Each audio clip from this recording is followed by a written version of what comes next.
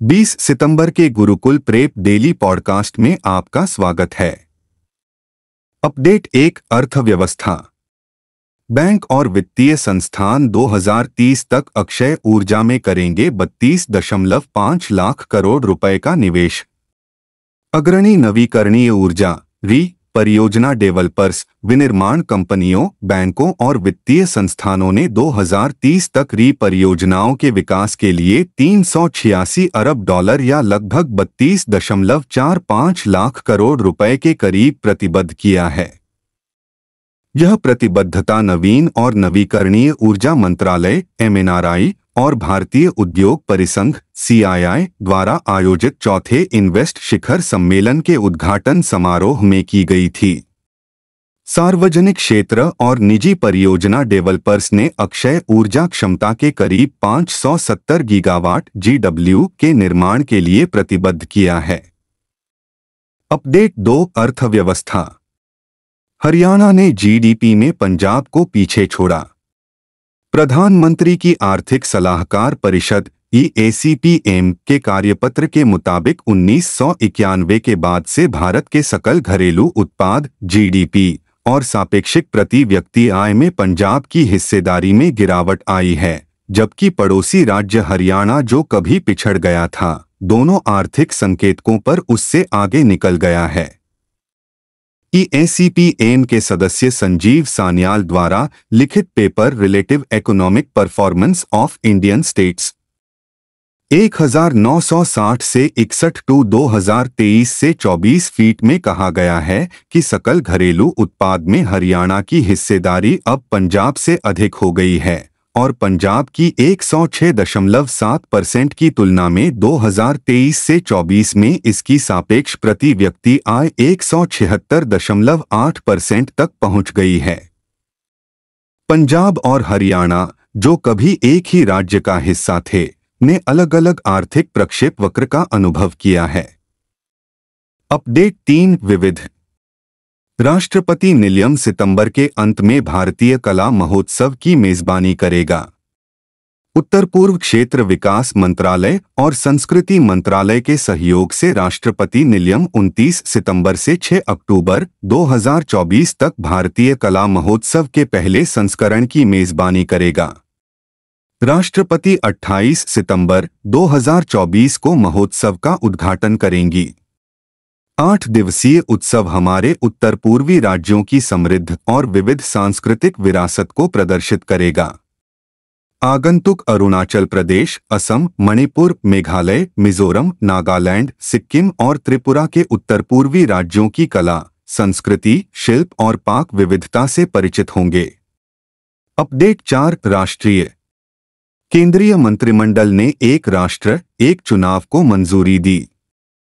केंद्रीय मंत्रिमंडल ने पूर्व राष्ट्रपति रामनाथ कोविंद के नेतृत्व वाले पैनल की रिपोर्ट को स्वीकार करते हुए सरकार के एक राष्ट्र, एक चुनाव को मंजूरी दे दी है, जिसमें अगले 100 दिनों के भीतर शहरी निकाय और पंचायत चुनाव होने के साथ लोकसभा और विधानसभा चुनाव एक साथ प्रस्तावित हैं। एक राष्ट्र, एक चुनाव प्रस्ताव 2019 और 2024 के आम चुनावों के लिए सत्तारूढ़ भारतीय जनता पार्टी के घोषणापत्र का हिस्सा था, लेकिन विपक्ष ने इसकी भारी आलोचना की है, जिन्होंने संविधान में बदलाव और व्यावहारिक चुनौतियों पर चिंता जताई है। अपडेट 5 राष्ट्रीय। केंद्र ने प्लेटफॉर्म एग्रीगेटर्स से ई-श्रम पोर्टल पर श्रमिकों को पंजीकृत करने के लिए कहा। सरकार ने प्लेटफॉर्म एग्रीगेटर्स को अपने गिग वर्कर्स को ई-श्रम पोर्टल पर पंजीकृत करने के लिए आमंत्रित किया है, जो उन्हें विभिन्न सामाजिक सुरक्षा लाभों तक पहुंचने में मदद कर सकता है। श्रम और रोजगार मंत्रालय ने एक बयान में कहा कि सामाजिक कल्याण योजनाओं तक श्रमिकों की पहुंच सुनिश्चित करने के लिए यह पंजीकरण महत्वपूर्ण है, यह कहते हुए कि एग्रीगेटर लाभार्थियों की एक सटीक रजिस्ट्री विकसित करने में मदद करेंगे। ई-श्रम पोर्टल असंगठित श्रमिकों के राष्ट्रव्यापी डेटाबेस के रूप में कार्य करता है, जिसे उन्हें सामाजिक सुरक्षा और कल्याणकारी योजनाओं तक पहुंच प्रदान करने के लिए डिजाइन किया गया है। अपडेट 6 रैंक और रिपोर्ट। अगस्त में देश का निर्यात 9.3% घटा, व्यापार घाटा 10 महीने के उच्चतम स्तर पर।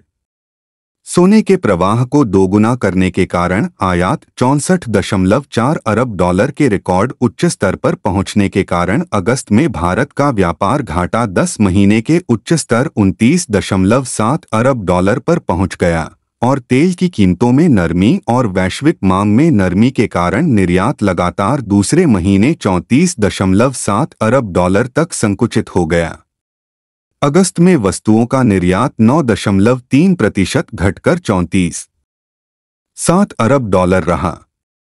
व्यापारिक निर्यात को प्रभावित करने वाले अन्य कारकों में चीन में भारी मंदी, पेट्रोलियम की कीमतों में गिरावट, उन्नत अर्थव्यवस्थाओं में मंदी और परिवहन और रसद से संबंधित चुनौतियां शामिल हैं। अपडेट 7 रैंक और रिपोर्ट। WPI मुद्रास्फीति अगस्त में घटकर 4 महीने के निचले स्तर 1.31% पर। वाणिज्य एवं उद्योग मंत्रालय द्वारा जारी आंकड़ों के अनुसार विनिर्मित उत्पादों और खाद्य वस्तुओं की कीमतों में कमी के कारण भारत की थोक मूल्य सूचकांक WPI आधारित मुद्रास्फीति अगस्त में सालाना आधार पर 4 महीने के निचले स्तर 1.31% पर आ गई, जो जुलाई में 2.04% थी। अगस्त में खाद्य मुद्रास्फीति 3.11% रही, जो जुलाई में 3.45% थी। विनिर्मित उत्पादों जैसे अन्य प्रमुख उपसूचकांकों की कीमतों में भी गिरावट देखी गई। इस बीच ईंधन और बिजली की कीमतों में महीने के दौरान संकुचन हुआ। अपडेट 8 विज्ञान और प्रौद्योगिकी। कैबिनेट ने अंतरिक्ष अन्वेषण के लिए चंद्रयान 4 और वीनस ऑर्बिटर मिशन को मंजूरी दी। केंद्रीय मंत्रिमंडल ने निकट भविष्य में भारतीय अंतरिक्ष अनुसंधान संगठन इसरो द्वारा प्रक्षेपित किए जाने वाले 4 महत्वपूर्ण अंतरिक्ष प्रयासों को हरी झंडी दी है, जिनमें से पहला भारत के चंद्र मिशन चंद्रयान 4 की चौथी पुनरावृत्ति है, दूसरा वीनस ऑर्बिटर मिशन VOM का विकास, तीसरा गगनयान कार्यक्रम के दायरे का विस्तार करके भारत के स्वदेशी अंतरिक्ष स्टेशन की पहली इकाई का निर्माण, जिसे भारतीय अंतरिक्ष स्टेशन बस कहा जाता है, और अंत में अगली पीढ़ी के लॉन्च वाहन NGLV का विकास। अपडेट 9 विज्ञान और प्रौद्योगिकी। मंत्रिमंडल ने जैव प्रौद्योगिकी में R&D का समर्थन करने के लिए बायोराइड योजना को मंजूरी दी।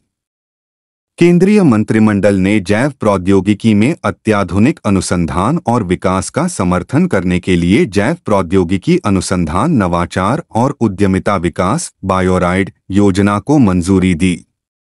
एक आधिकारिक बयान में कहा गया है, बायोराइड में 2 मौजूदा योजनाओं जैव प्रौद्योगिकी अनुसंधान और विकास R&D और औद्योगिक और उद्यमिता विकास INDD को एक नए घटक जैव विनिर्माण और बायो फाउंड्री के साथ जोड़ा गया है। एकीकृत योजना बायोराइड के कार्यान्वयन के लिए प्रस्तावित परिव्यय 2021 से 22 से 2025 से 26 तक 15वें वित्त आयोग की अवधि के दौरान 9,197 करोड़ रुपए हैं। अपडेट 10 खेल। ICC ने पुरुष और महिला क्रिकेट विश्व कप के लिए समान पुरस्कार राशि की शुरुआत की। ICC महिला 2-0 विश्व कप 2024 में पहली बार महिलाओं को पुरुषों के बराबर पुरस्कार राशि मिलेगी। यह ऐतिहासिक निर्णय जुलाई 2023 में ICC वार्षिक सम्मेलन में किया गया था।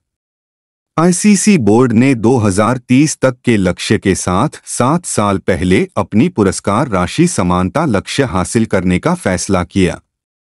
इस प्रकार क्रिकेट विश्व कप आयोजनों में दोनों लिंगों के लिए समान पुरस्कार राशि प्रदान करने वाला पहला प्रमुख टीम खेल बन गया है। संयुक्त अरब अमीरात UAE में आयोजित होने वाला टूर्नामेंट विजेताओं को $34 मिलियन का पुरस्कार देगा, जो 2023 में ऑस्ट्रेलिया द्वारा जीते गए $1 मिलियन से 134% अधिक है।